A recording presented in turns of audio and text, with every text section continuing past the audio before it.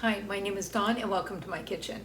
Today we are making chocolate chip cookies. Now I've called these beginner or basic chocolate chip cookies, and that's because these are using ingredients that most people will have in their house, that they don't need any special waiting time. So many great cookies, and I love those cookies, but they take sometimes 24 hours. You have to rest the dough.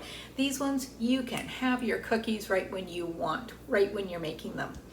And it uses very simple techniques, and they're fantastic. They're caramely, they're crunchy, they're yummy, they're so good. So you're not getting any beginner taste out of these. They're great. Let's go.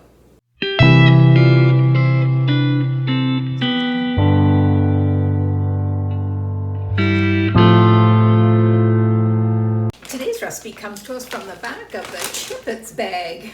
Now I've made a change that makes a huge difference in these cookies, but the original recipe on the back is still good. Now online they've actually changed it, so we don't use that one because that one is not as good. It's okay, but we want the really good one. So the first thing we always do is we always pull out all our ingredients. So of course we're going to need our chocolate chips. We need all-purpose flour. We need baking soda. We need table salt. We need room temperature butter. You have to have room temperature butter. And you can use salted or unsalted. I only have unsalted today, so I'm actually going to increase the salt in the recipe because I'm assuming that this recipe always calls for salted butter. We need brown sugar, and we also need granulated sugar. We need eggs. We'll need vanilla extract, and the recipe also calls for nuts, but yuck, I'm not putting any nuts in my chocolate chip cookies. If you like them, put in some nuts. You'll put chopped nuts. It's always good if you roast them before, but we're not doing that because yuck. Okay, let's pull out all our tools. I'll be using my stand mixer with the paddle attachment. You can use this if you have it. You don't have to. If you have an electric mixer, you can use it. You can do this by hand.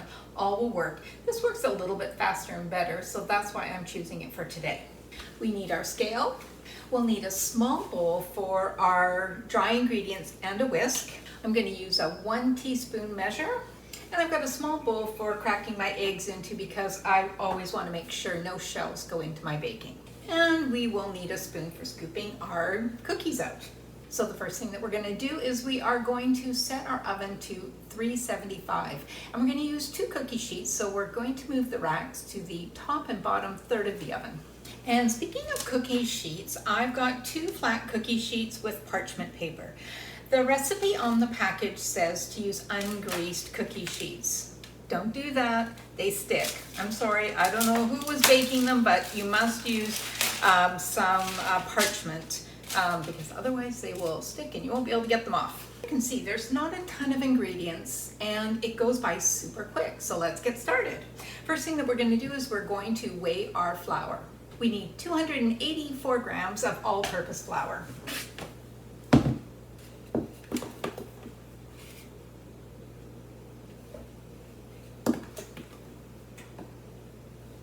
And to this we need 1 teaspoon of baking soda and 1 teaspoon of table salt. And now all we do is we just whisk this very quickly together. You want to whisk it a bit because you want to make sure that the salt and baking soda get incorporated into all the cookies.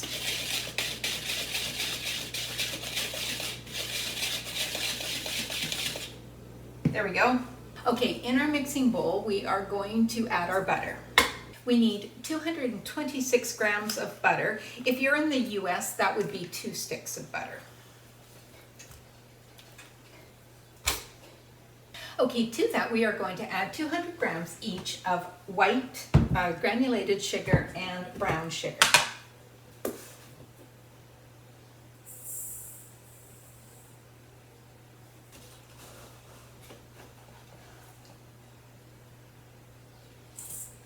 And now we want to cream this for about a minute, just so it's nice and light and fluffy.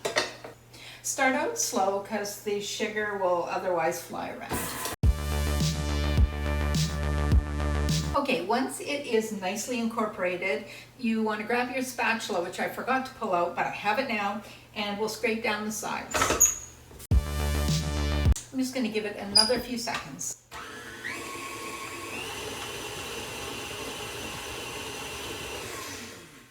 There we go.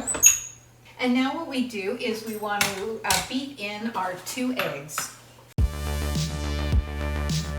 And we also add in our 1.5 teaspoons of vanilla. And I've just got the 1 teaspoon measure, so I'll just do 1 and then I'll just eyeball a half. And now we'll just turn this on and beat it until the eggs are well incorporated. Okay, and now what we do is we want to add our dry ingredients to our wet. Okay, when you turn on your mixer, what you want to do is start slow. Otherwise, the flour is going to go everywhere. So we'll turn it on slow, and then we only want to mix it until it's very close to all being incorporated. Okay, mine's very close to being incorporated, but there is flour that has gone up into the sides, so we'll just use our spatula and scrape it down. And you never want to overmix at this point, but what we're going to do is just do a quick few second blast at high to get it finally all in. Just took a few seconds. Okay, so now the last thing, of course, we need is our chocolate chips.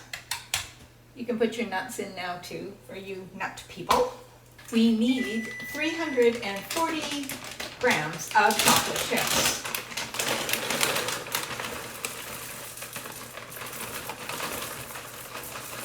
Now the recipe calls for mixing this by hand, but if you're using electric mixer, you'll probably find that's a better option. But if you're using a stand mixer, just a few seconds will very quickly get all the chocolate chips incorporated into all the dough.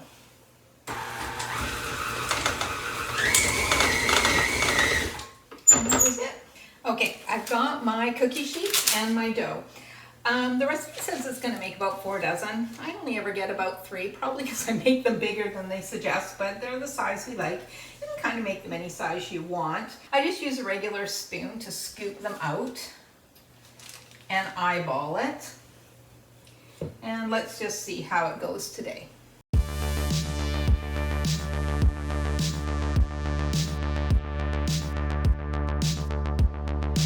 Okay, so I'm not too fussy about the size because some of us like them crunchier and some of us like them chewier, so we'll kind of get a mix. But if you have one of those fancy scoops, you can use one of those as well. It says to bake these for 12 minutes. We'll try it. I find they take longer. Let's see how they go today. Depends what size you make. And halfway through, we'll turn them around.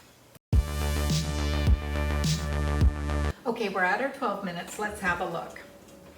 Well, the cookies are looking browned and puffy, but they need to be darker. So definitely need a little more time. Let's look at the lower rack. The lower rack's looking good, a little more baked. I'm gonna try another 3 minutes. We want these to be crunchy and crispy and caramely. Okay, we've gone 3 more minutes. Let's have a look at them. Yeah. Close. Okay. I'm gonna take another 2 minutes. Okay, I only let it go 1 more minute. I had a quick look, and definitely the bottom ones are super brown and crunchy and crispy. You want to put them on a rack for 5 minutes. They look good. Okay. Okay, our cookie sheet was resting on a rack for 5 minutes, and now we're going to transfer them to a tray to cool. Of course, you can eat them warm. That's yummy too. But I'm going to cool them. You can reuse your parchment paper. And I didn't mention, but if it's super warm in your kitchen, put your dough in the fridge while you're waiting for it. It's not a warm day here today. A lot of recipes will tell you that you should cool off your cookie sheets This recipe is so easy. You don't have to do that. You just put the next batch in. Okay, so there you go. If you want easy, quick, wasn't that easy? Wasn't that quick? Caramely, look at these babies. Oh man, look at that. It's crunchy, caramely. I'm gonna eat one. Oh my God, it's so good. I hope you try this recipe. You won't regret it. Until next time, keep cooking.